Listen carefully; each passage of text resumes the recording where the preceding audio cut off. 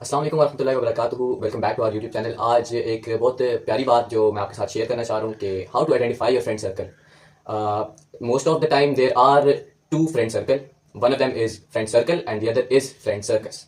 Now to identify this, कि आपको मालूम होना चाहिए कि आप जब अपने दोस्तों से मिल रहे हैं, अपने जानने वालों से मिल रहे हैं, आप उनके साथ बहुत खुश हैं, लेकिन जब आप उनसे नहीं मिल रहे, अपने घर पे हैं, तो आप वही उदास, डिप्रेशन वगैरह वगैरह जो भी मसाइल वगैरह होते हैं उनमें वापस पड़ जाते हैं। तो वो आप एक फ्रेंड सर्कस में जी रहे हैं जिसका कोई कोई बेनिफिट नहीं है। जबकि एक friend circle, a good friend circle, कि आप अपने दोस्तों से मिल रहे हैं और उनसे कुछ सीख रहे हैं और उनसे compete कर रहे हैं और आपको फ़ायदा हो रहा है उनसे मिलकर या उनसे बातचीत कर कर, तो वो है एक good friend circle.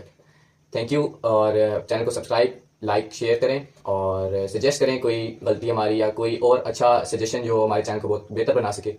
Thank you and will meet you in another video.